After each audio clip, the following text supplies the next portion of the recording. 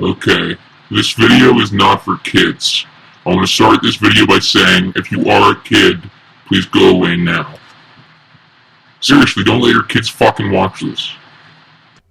Okay, so I need to talk about something that's been bothering me for a very long time. There's this show, aired in like the early 2000s on Nick Jr., called the Backyardigans, okay, you see? And there are all these fun characters that have adventures in their backyard. And there were about 5 of them. And they all had different ethnic backgrounds.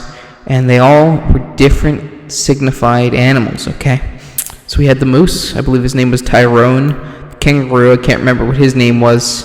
Some hippo bitch. And Pablo, the penguin, okay? But there's a 5th character, reoccurring character in the show, and I'm not sure what type of animal this is supposed to fucking be. It's called a Uniqua. I don't know what a Uniqua is. Being the lover of science that I am, and a visual sort of person, I will help. I just really want to find out by looking scientifically at what sort of animal this is. Starting off my analysis, you can very clearly see that this thing is pink. Now, pink is the color of many flowers, the color of like a strawberry ice cream, and everyone knows it's the color of breast cancer awareness, which is something that we're very serious about. Now, through this analysis, when I'm looking at animals that are pink, we come to a few difficult conclusions. First off, because I know pigs are pink. That thing is definitely not a pig. Looking at its face, it's got no nostrils. Also, if you look up at its ears, the ears, I'm not even sure if you can call those ears. Those are like a fucking antenna. It's signaling to the mothership. Then again, you could just say, well, it's a kid's show, so you gotta give it some liberties. So okay, let's say we're giving it liberties.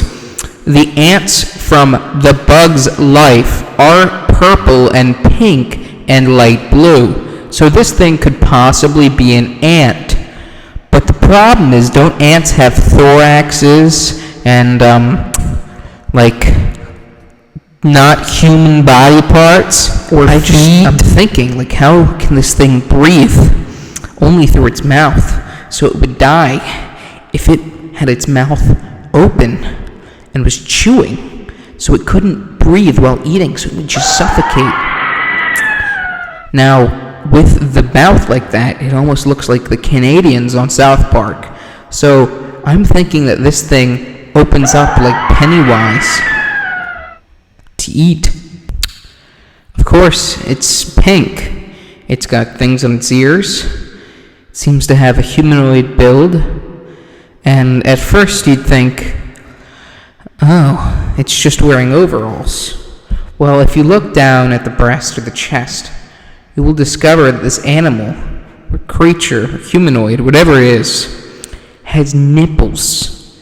It is the only character out of the bunch to openly have its nipples out. Given Tyrone isn't wearing pants, neither is Pablo, so there's a good chance that they're freeballing it.